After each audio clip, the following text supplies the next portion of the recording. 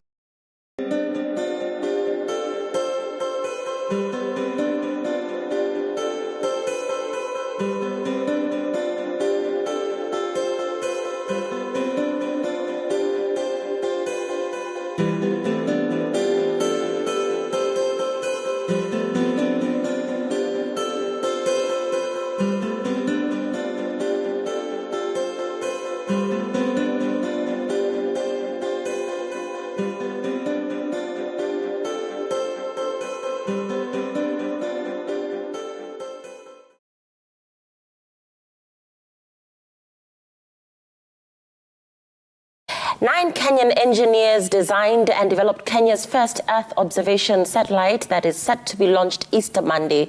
The satellite, whose cost was 50 million shillings, was developed in 2 years and will join 50 satellites so far launched by African countries.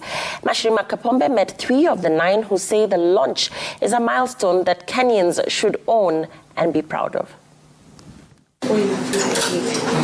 At the Kenya Space Agency Laboratory in Nairobi, Rose Wanjiko, Patan Odhiambo and Captain Alois Were show me a prototype of Taifa 1, a 3U Earth observation satellite that they, among 6 others, designed and developed in the past 2 years. Rose, an aerospace engineer, says she was always fascinated by machines in the air.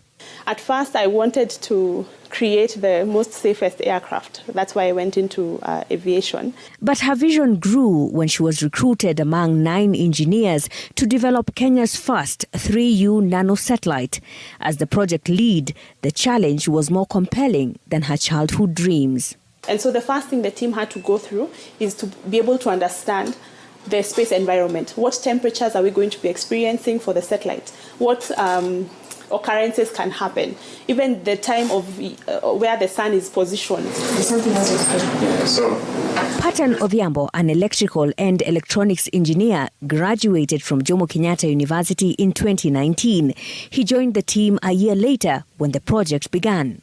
My dad was a physics and chemistry teacher, and he used to operate a lot on our radios. So I fell in love early with capacitors and resistors. His job on the project was to make sure the satellite communicates effectively. My task is to basically design the radio link. There is something we call the link budget. How much power does the satellite have to transmit for it to be able to reach the ground station? In layman terms, so as the satellite takes images, it shouts to the ground station, hey, this is what I have seen. And now the ground station can be able to pick this up, and we take it up as human operators and we can act on the same information. We all know that space finds application in virtually all aspects of human endeavor. If you are talking transportation, if you are talking TV and broadcasting, if you are talking broadband communications, navigation and positioning, weather forecasting. Captain Alois Were is a mechanical and structural engineer. He studied at the Technical University of Kenya and later matter space in Nigeria. When we talk of 3U, we are talking of 3 units of cubes. In satellite technology, 1 cube measures 10 centimeter by 10 centimeter by 10. So for Taifa 1, it is 3 stacked units, which is 10 by 10 by 30. Were says the structure of the satellite serves as the house of all its components and is made of aluminium. The satellite will be flying in this horizontal position, this orientation, with deployable solar panels. In this case, we call them solar arrays, so that they have maximum illumination of the solar energy from the sun. Why aluminium? Because it has better thermal characteristics, and equally, it has good characteristics to withstand the harsh space environment. The testing and manufacture of the parts was done in collaboration with a Bulgarian aerospace manufacturer. The satellite will only operate for 5 years. For the satellite to stay in orbit, it has to go at a certain speed. Over time, the batteries are not as powerful because of use and reuse. And so over time, the satellite starts to slow down. And as soon as you start to slow down, you start to lose the altitude of your orbit, which is what is called orbit decay. And so because as it decays, it enters into the atmosphere of Earth, there's a lot of friction with the air particles that now causes it to burn up. Rose, the lead engineer, is among a government delegation that will witness the launch from the US. She says current Kenyan investment in the space economy is limited, necessitating partnerships for satellite launches for African states. Taifa 1 will be launched by SpaceX aboard Falcon 9 rocket at Vandenberg Base in California on April 10th. It will orbit the Earth vertically, parallel to the Sun. Taifa 1 is a first in the investment of a constellation of Earth observation satellites set to be launched over time as Kenya spurs its growth in satellite development capabilities and probably grow more engineers like Rose, Patton and Alois in Kenya's space economy. Mashirima Kapombe, Citizen TV, Nairobi.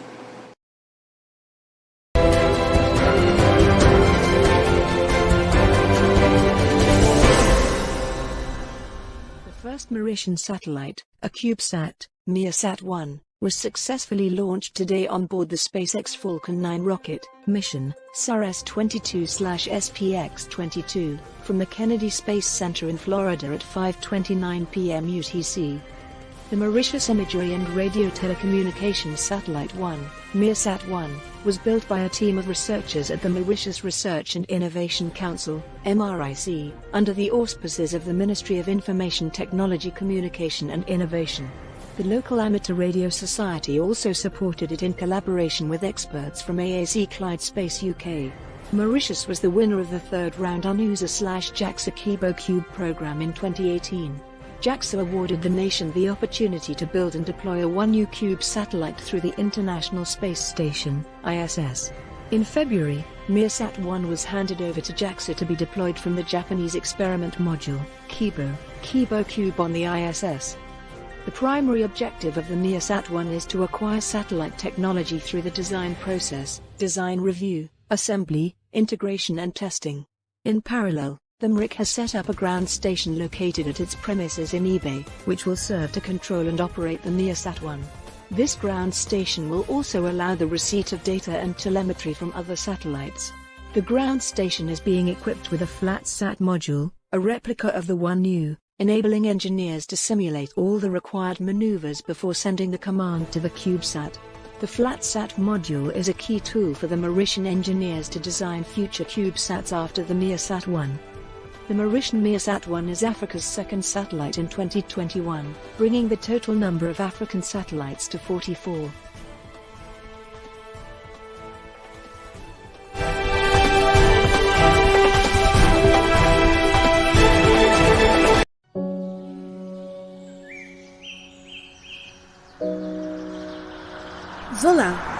ever think about what Africa would look like in the next 50 or 100 years?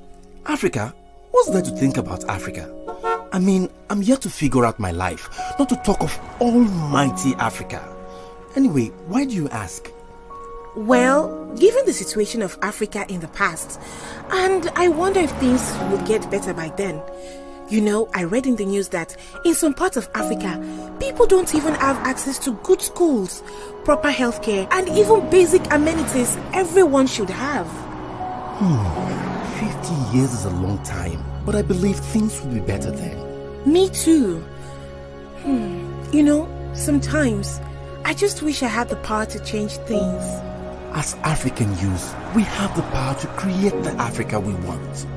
My goods have been there for over 5 months. I haven't been able to trade because they've shut down the borders. Wow, Charlie, you are still worried about your goods. My business has been shut down because of inadequate power supply. I wonder when we'll have steady power supply in this part of Africa, eh? I wonder too. It's just so annoying. We desire and demand an Africa that is peaceful and secure.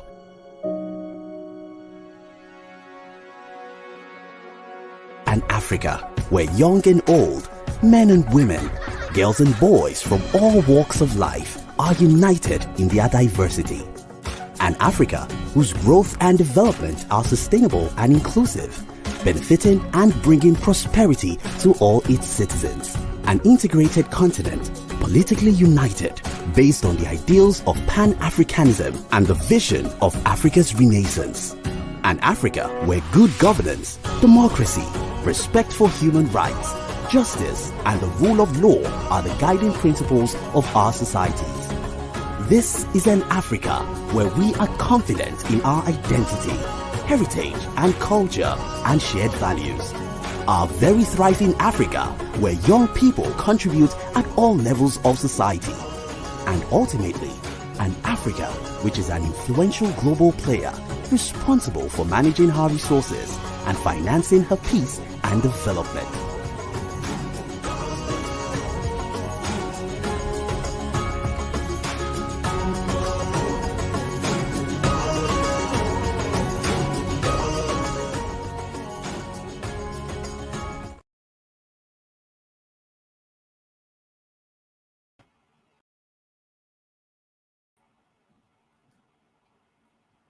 Good morning, good morning, good morning. Do I need a microphone?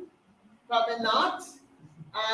We have a challenge with our microphone this morning. We don't want feedback, so I'm going to try to protect. Is everybody hearing me? Yes. Yep. Fabulous. So we have a wonderful day lined up for us today. It's now 9:03, and if we're planning a launch to space. We've been counting down, and we should have already gone. We're going to try to practice what we're trying to develop here. Is a habit of moving forward with who is in the room. We have a delightful day planned today. We'll be talking about space for the SDGs. But to warm us up, we're going to have a very special guest and somebody I'd like to consider my mentor, even though she's much younger than I am, but certainly as an expert in this space. I'm so delighted that she has chosen to support our efforts in launching Oaseas here in Kenya. This individual is a young geology professor, science communicator, and as she likes to say sometimes, she's only a professor from a very small college in Arizona. But what makes her special is that very early, she decided that she wanted to be an astronaut, and we'll hear more about that. And was also the first education outreach officer for the first Hawaii space exploration analog and simulation. You notice the similarity to the name? Yes. I borrowed. I said, well, if I want to join the group, I should be part of the group. I should have a name that sounds like the group. High Seas is a very popular and famous analog station. A lot of people go there. They're well established, well developed, and we want to see ourselves as a sister. We should have the same last name, right? So Hawaii, HI, and of course Omni Africa, OA, and the space exploration, analog, and simulation is who we are. So we're going to be a sister organization. What also distinguishes her, she was the first Black female private commercial astronaut, where she was on the crew of Inspiration 4 mission. And I bring to you Dr. Sian Proctor, who will give us an inspirational talk. She is also a major in the Civil Air Patrol in Arizona, and she'll tell you more about her story and what it means to not only be a first Black female commercial space pilot, but the idea of seeing Earth from the view of space. Wow. And we're talking about space for the SDGs. And I say last to add, I've met her personally on 2 occasions at the Analog Astronaut Conference. And this is why we're doing this roadmap to Oaseas. We want to make sure Africa is on what they're launching in 2025, the world's biggest analog. And so she has agreed to support us by being an advisor to our board for the Oaseas mission. So please welcome her warmly, Dr. Sian Proctor. Thank you. It's such a pleasure to be here. I wish I could be there in person. I'm in Phoenix, so I'm on Pacific time. It's a little bit late here, but I am excited to share with you my Space to Inspire story. So I am going to present my screen, and hopefully I can get this to work. Share screen. And I am going to go to this window right here. Okay, I think this should work. And please tell me if you don't see my screen, but hopefully you all see this. And so again, I'm Dr. Sian Proctor, and I'm a SpaceX astronaut with Inspiration 4. And to kick things off, I just want to share with you a video. Please, again, let me know if you can't hear the sound. The day of launch, I'm going to be thinking about how my entire life has led up to this moment.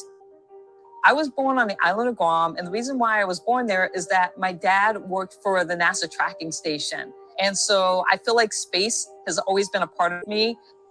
When I got that call, that Zoom, and Jared was on there, and he said that, they picked me for the prosperity seat, that I was going to go to space with him. And be part of the Inspiration 4, it really was like getting the golden ticket for Willy Wonka. Everything in my life finally came into focus, and I realized that it was all about this moment in time. I won the prosperity seat for Inspiration 4, and I did that not as a geoscientist or an explorer or an analog astronaut, which are all on my resume. I actually won this as a poet and an artist. We are striving for that Star Trek generation, that idea of a just, equitable, diverse, and inclusive space, or a Jedi space. I'm going to be the first Black female pilot of a spacecraft ever. And to me, that just blows me away. And I want to encourage the next generation to dream that this is possible. And a Jedi space, that's what that's about. I'm Dr. Sian Proctor, and I'm the mission pilot for Inspiration 4. So 1.5 years ago, my life radically changed when I won Inspiration 4. And what I want to talk to you about is, how do you pack for a trip of a lifetime? How do you pack for space? Now, a lot of times we think, oh, we've got to take food, and we've got to take, supplies with us and all those things. But the reality is, when we're packing for space, it's really about us as an individual becoming prepared, being persistent, having determination, unleashing our creativity, taking advantage of opportunity, using inspiration, and having responsibility. And so I'm going to walk you through how my life has ended up being a combination of all these things that has enabled me to actually go to space. As the video said, I was born on Guam. My dad was working at the NASA tracking station during the 70s, during the 60s, during the Apollo missions. And so I kind of had this space around me my entire life. I'd been chasing space. And so the first thing that comes when you're packing for space is preparation. How do you get yourself flight ready? And so I became a geoscience professor. My undergrad is in environmental science. My master's is in geology, but I really wanted to be an educator, a teacher. So I got my doctorate in curriculum and instruction science education, and I've been a community college professor for the last 23 years, teaching geology and sustainability classes. But I also am an explorer and a science communicator. I just love going out and seeing the world around me. So I got scuba certified. After I got my PhD, I'd always wanted to be a pilot when I was a kid.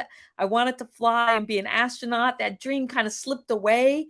But I thought, oh, I'll still get my pilot's license. So when I was 35 years old, I got my pilot's license. And then I did things like I was a polar trek teacher, NOAA teacher at sea, and I'm going to talk about how I became an analog astronaut. So I was preparing in my way for just life opportunities. And then, the biggest opportunity came in the 2008-9 NASA astronaut selection process. At that time, I was 39 years old. I never really thought I'd ever be a NASA astronaut, but a friend of mine saw the lifestyle I was living as an explorer and an educator and said, hey, NASA's looking for astronauts. You should apply. So the first thing that I had to do was get over the imposter syndrome of, me thinking I'm just a community college professor. They'll never take me. And so I thought a lot about what my dad would say, and he would say, don't talk yourself out of opportunity. Let somebody else determine whether or not you're qualified.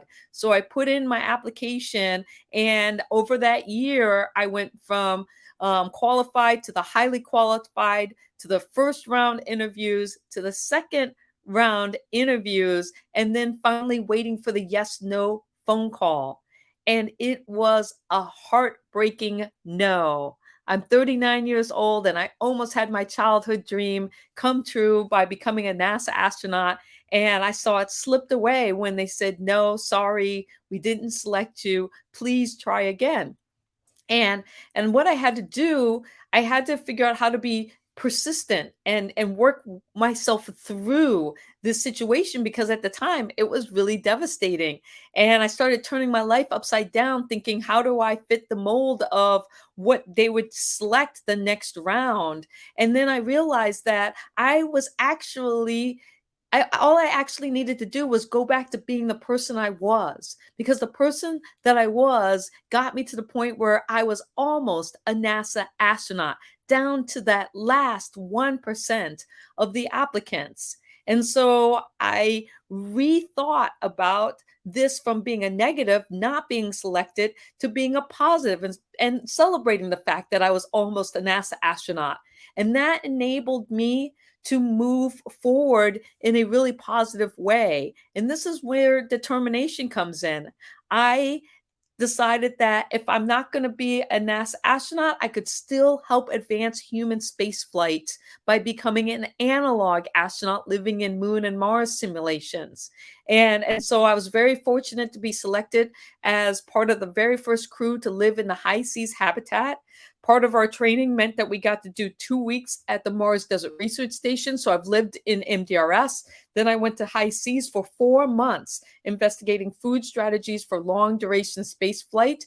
And then I went to Poland for 2 weeks and did a Lunaris mission. And then I went back to high seas in 2020, right before the pandemic, where I did 2 weeks. And it was the first all-female mission at high seas.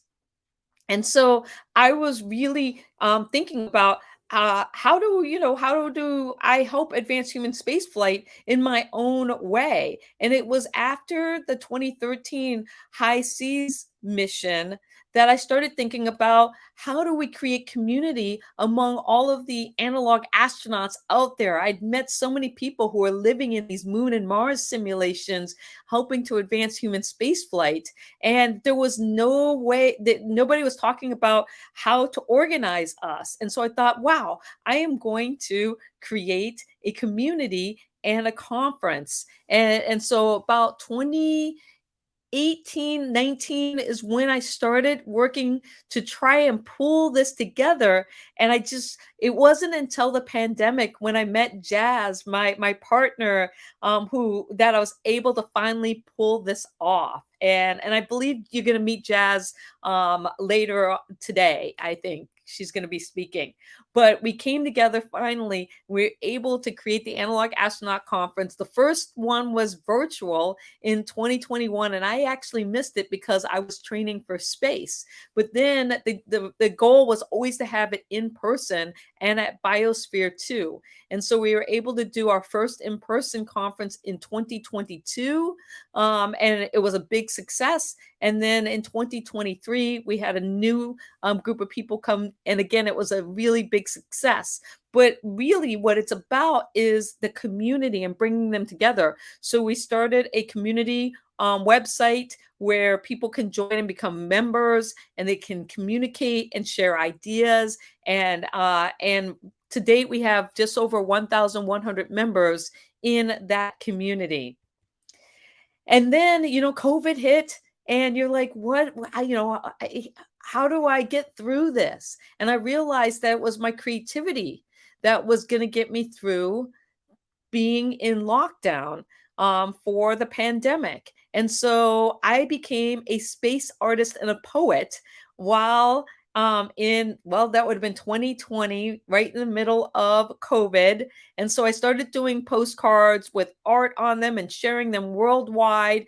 And I had no idea that would lead me to opportunity. And that opportunity was Inspiration 4. So in 2020, around May, June, I started doing space art. And then 9 months later, in February of 2021, they announced Inspiration 4, and that they were giving away 2 seats, that you could win a seat to space. And I thought, well, what should I do here? How should I attempt to win this contest? And so what you had to do was you had to create a 2-minute and 20-second Twitter video expressing why they should take you to space. And I could have said, I'm a geologist. This is why. I was almost a NASA astronaut. But I had found my authentic voice as an artist and a poet. And so I decided that I would write an original poem called Space to Inspire. And I recorded that poem and put it on Twitter. And a week later, I learned that I had won Inspiration 4. And so I don't know how many of you know what Inspiration 4 is. So I want to play this video, and I'll give you a good idea of what our mission was all about. The reason I started SpaceX was to get humanity to Mars. We want to try to make the dream of space accessible to anyone, and ultimately making science fiction not fiction forever. What they're about to do will change the game entirely. 4 civilians are going to space. They will orbit the Earth for 3 days on their own. My dream of always wanting to go to space. I wanted to let you know that I got selected. They start telling me about this all-civilian mission to space. How many astronauts are going? And that's when she said, none. Haley was diagnosed with bone cancer. I haven't died, and I'm not going to die. Having cancer made me who I am. My dream is to be a nurse. I'm getting to show them what their life can look like after cancer. If I can do it, you can definitely do it. I went upstairs after the phone call, though, and told my wife, I think I'm going to ride a rocket. And she just, what? I don't think I'll think about the worldly impact this mission is going to have until Chris is back on the ground. I'm like, why would they choose me? Look at that. But my dad had instilled this idea in me that I could do anything. I'm commander of Inspiration 4. No matter what, I'm a father first, and that comes with a great deal of responsibility. What is the speed? We're 25 times the speed of sound, or 17,500 miles an hour. Oh, wow. Yeah. It's getting real. Our mission to space had to serve a bigger purpose, which is why it's a $200 million fundraising campaign for the St. Jude Children's Research Hospital. There have been 3 Black female American astronauts who have made it to space. I will be number 4. Start thinking about what could happen and the risks that are involved.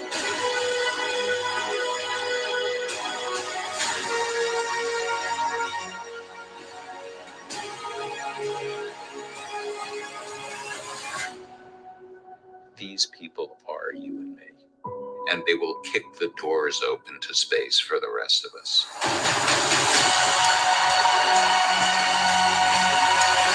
This is where we're going to live for 3 days. Home sweet home.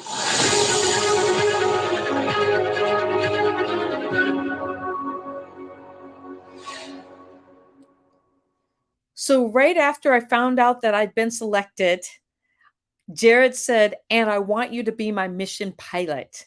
And I just, it was a dream come true, because as a child, I wanted to be a pilot and I wanted to be an astronaut. And here I was going to get to achieve both of my dreams in one swoop. And so I went into training, had to do hypoxia, we got to do 0G. We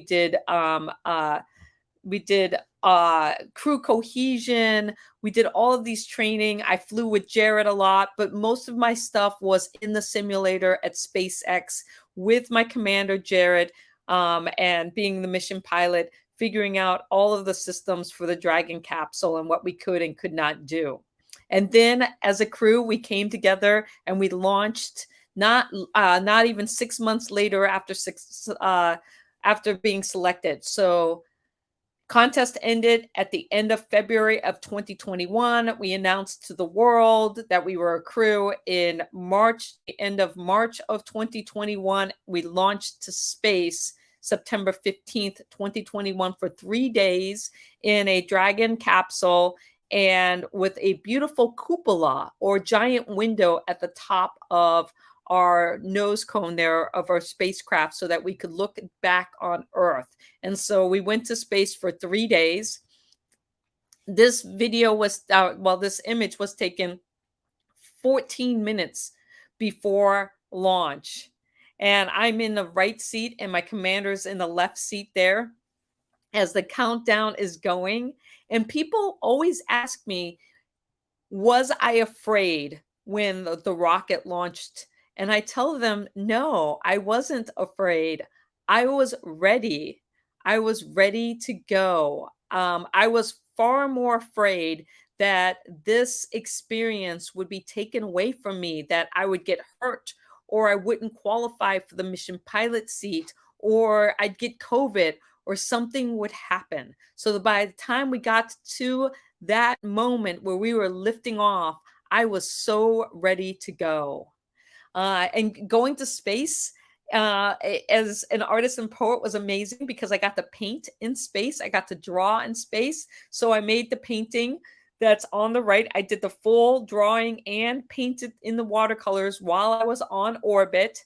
And that's my character, Afro-Gaia, Mother Earth, I call her, and just representing the beautiful colors of our planet. And then I also got to fly the Neil Armstrong autograph that my dad got on Guam right when I was born.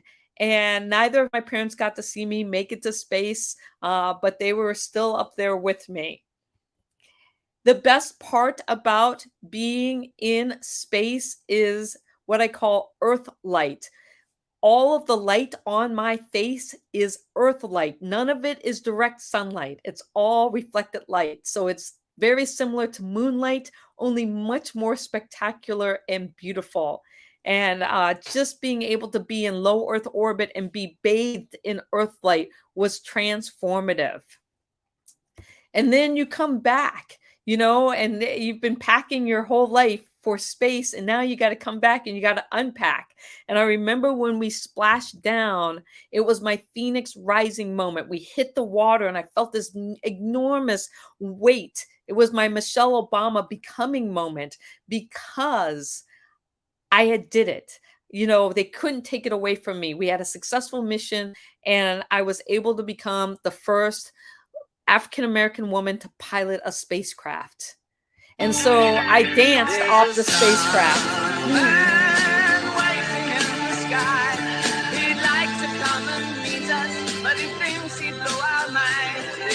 So that exit was just pure joy. And I told myself, I am going to dance off of this spacecraft because I did it.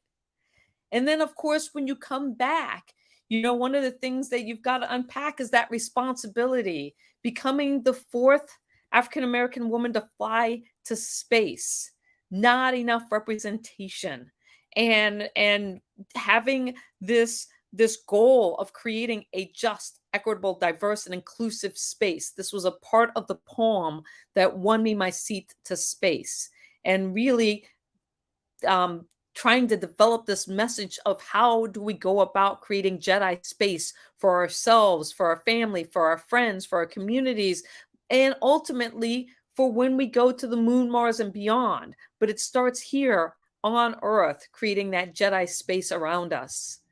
And when you're unpacking, space to inspire is my motto. And what I learned by both almost being a NASA astronaut and now being a SpaceX commercial astronaut is that the old way of doing things was exclusive and competitive, but there's a new way of doing things that's inclusive and it's complementary. And those are the things that we really got to hold on to, is being inclusive, being complementary, supporting each other. We all rise together.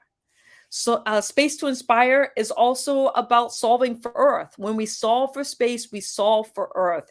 Talking about the UN Sustainable Development Goals, space, advancement in human spaceflight. In order for us to go to the moon and Mars, we have to be efficient in food, water, energy, shelter, waste management. What are the problems that we have here on Earth? Food, water, energy, shelter, waste management. So as we develop these technologies and become super efficient in it, we're able to tackle things like the UN Sustainable Development Goals. And this is a strong message of why solving for space is so important for us, for humanity. And then, of course, Space to Inspire is about new learning frontiers and the way, reimagining the way we educate and how we can teach every subject through human spaceflight. We can teach English and math and science and STEM and because all of the things that we do here on Earth, we're going to have to do those in space. We need everybody and getting everyone to understand that they have a place in space. And it may not be that they're going to go to the moon or Mars, but it may be that they're going to be supporting the human advancement here on Earth. And I really think that when we think about education and what we can do there, we really need to think about how we can revamp the educational system in a way where human spaceflight is at the forefront of the way we're thinking about things, and making that connection that as we solve for space, we're solving for Earth. And then, of course, Space to Inspire is really about the new digital worlds and how we are advancing from Web 2.0 world to this Web 3.0 world where it's personalized and it's AI-driven interactions. And what does that mean for the way we're going to live, work, and play here on Earth and in space? Because it's not going away. It's really important that we figure out how do we use these tools in a way that enhance our capabilities both here and in space. But in the end, when I talk about Space to Inspire, it's really about your unique space, the space around you, how you use your space to inspire yourself, and the people around you. And when you're thinking about your space to inspire, how do you make your space a Jedi space, just, equitable, diverse, and inclusive space for yourself, for your family, for your friends, for your community, for your colleagues, for your corporations, your work, and beyond? Thank you.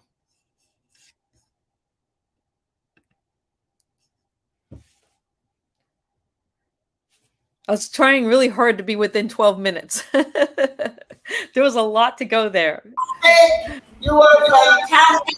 Fantastic. Just a few minutes. I can take a couple questions, but let me just say, I got to meet Dr. Sian Proctor for the first time last year when I went to the first physical analog astronaut conference in Arizona, the Biosphere. And for me, it was just so awesome to meet somebody who's so down to earth. We got a chance to actually rub shoulders. So I'm one of her biggest, she doesn't know this, but one of her biggest fans. And to see two women starting this global community focused on ensuring inclusion and announcing last year they're going to do this world biggest analog. That is what inspired me to say, I've got to get Africa in the room. So folks, now you understand what's at stake. We are going to do this very short runway. We're going to have our first micro mini mission next year. So I want to offer, if you can make it to America, I'm offering 2 scholarships where I will pay for you to go to the Biosphere if we get this done. So 2 Kenyans will be in the conference if you can get to America next year, May. So that's it. That's my offer.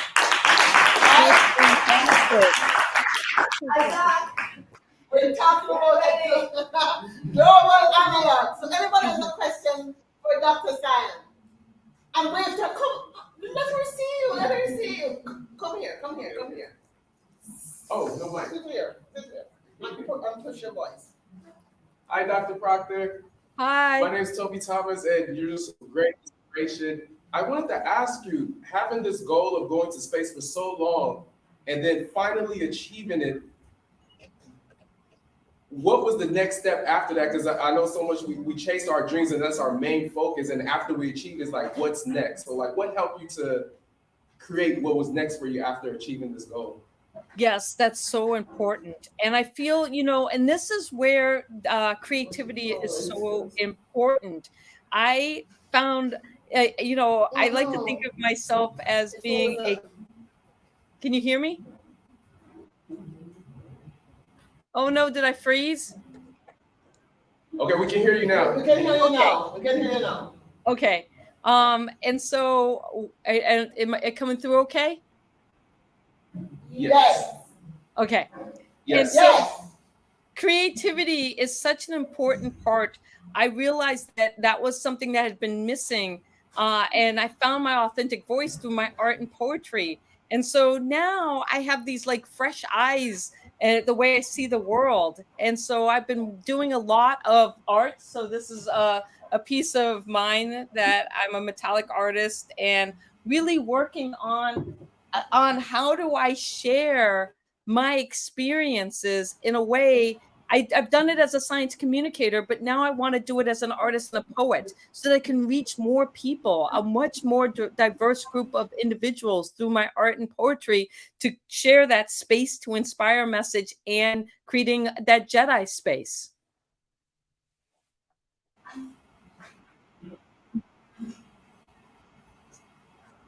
Oh no, did I freeze again? Can you hear me? Hello? Yeah, we can hear you now. Oh, okay. So I don't know how you thought about that, but I said that it's about my creativity. Yes, caught it. Thank you. Any other questions? I know she has to go. Any other last questions? Anybody else? Yeah, I'm sorry, I'm freezing up now. I don't know what's going on. You're just soaking up. You have a question? Okay, Dr. Daja. I have a question. Comment. A comment. Dr. Sian Proctor, you have inspired us so much today.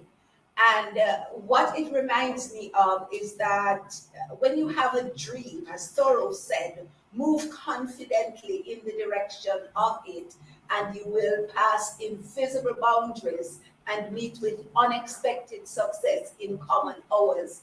And that is what you did. And one of the most inspiring pieces for me is when you got that no, and you did not let that no stop you. You decided you were going to become your authentic self. You weren't going to try to be anybody else and use that space to become so that you will be selected. And look at the artists that have been created for you. What it reminds me of is that your story is unique to you, but it is the same that's available to all of us when we believe, when we dream, when we see it, when we want it, and we move confidently in that direction. So thank you so much. And even though I'm not part of this space community, the lessons, especially that last slide,